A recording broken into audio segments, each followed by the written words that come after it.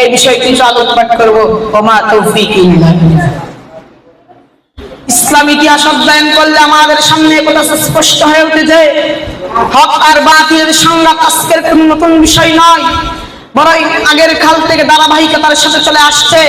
হযরত আদম আলাইহিস সালাতু ওয়াস সালাম থেকে শুরু করে হযরত মুহাম্মদ সাল্লাল্লাহু আলাইহি ওয়াসাল্লাম পর্যন্ত, হযরত মুহাম্মদ সাল্লাল্লাহু আলাইহি ওয়াসাল্লাম থেকে আজ পর্যন্ত আমরা সর্বদিকেই দিকে আসছি হক আর বাতিলের পরিদ্বন্দ্বিতা।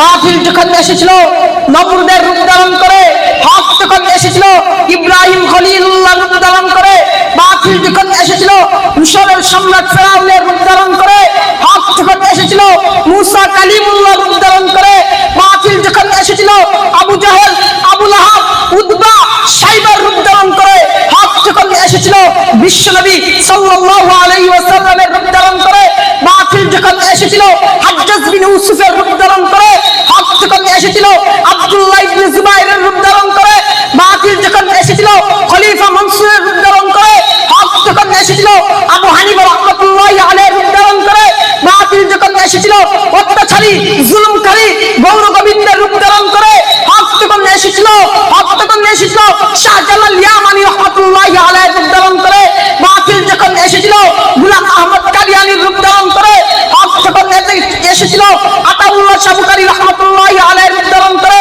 বাতিল যখন এসেছিল নাস্তিক কাফেরদের রূপ ধারণ করে, হক যখন এসেছিল আল্লামা আহমদ শফী রাহমাতুল্লাহি আলাইহির রূপ ধারণ করে, বাতিল যখন এসেছিল বাশতালদের রূপ ধারণ করে, হক যখন এসেছিল আল্লামা মাওলানা হক সাহেবের রূপ ধারণ করে। কিন্তু পরিশেষে আল্লাহ তাআলা হককে করেছেন বিজয়ী আর বাতিলকে করেছেন পরাজয়ী। পৃথিবীর ইতিহাস হক বিজয়ের ইতিহাস, পৃথিবীর ইতিহাস বাতিল পরাজয়ের ইতিহাস। এজন্য আল্লাহ তাআলা কোরআনের মধ্যে বলেন জাআল হক ওয়া যাহাকাল বাতিল ইন্নাল বাতিলা কানা যাহুকা। সত্য এসে গেছে, মিথ্যা বিলুপ্ত হয়েছে, নিশ্চয়ই মিথ্যা বিলুপ্ত হওয়ারই ছিল। এবার আসুন আমরা একটু ফিরে তাকাই ওই 1000 বছর আগের ইতিহাসের দিকে।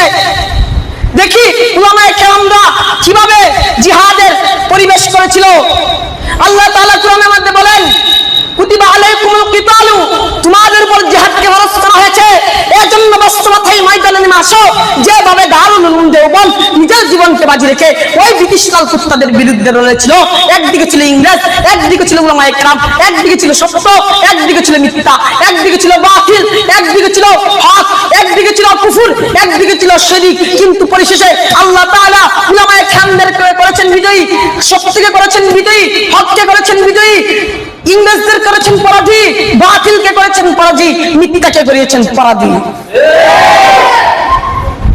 মুহতারাম হাজিরিন, আজকে বিশ্বের মধ্যে মুসলমান নির্যাতিত, নিপীড়িত। মুসলমানরা কেন নির্যাতিত হবে? মুসলমানরা নির্যাতিত হয় এজন্য কারণ অপর মুসলমান ভাই অন্য মুসলমানকে সাহায্য করে না। রাসূল তো বলেছে জিহাদ করতে, রাসূল তো বলেছে জিহাদের ময়দানে গিয়ে তলোয়ার হাতে নিতে, রাসূল তো বলেছে জিহাদের ময়দানে গিয়ে ওই কুত্তাদের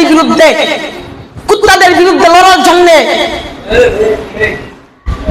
যারা ইসলামের বৃক্ষের পাতা ছিঁড়ে ফেলতে চায়, ইসলামের ডাল ভেঙে দিতে চায়, ইসলামের শিকড় উদ্রে ফেলতে চায়, তাদেরকে আমি সুস্পষ্ট ভাষায় বলে দিতে চাই, যতদিন পর্যন্ত আমার শরীরে আমার জীবন থাকবে, কিয়ামত এসে পড়লে ওই বাতিলদেরকে আমার ইসলামের বৃক্ষ উদ্গাতে দিব না। আর আল্লাহ আমাদেরকে দিয়ে চাচ্ছেন, আল্লাহ আমাদেরকে দিয়ে পরীক্ষা করাচ্ছেন, আল্লাহ আমাদেরকে দিয়ে পরীক্ষা করাচ্ছেন। আর মালিক তুমি আমাদেরকে দিয়ে পরীক্ষা করাচ্ছ, জান দিয়েছ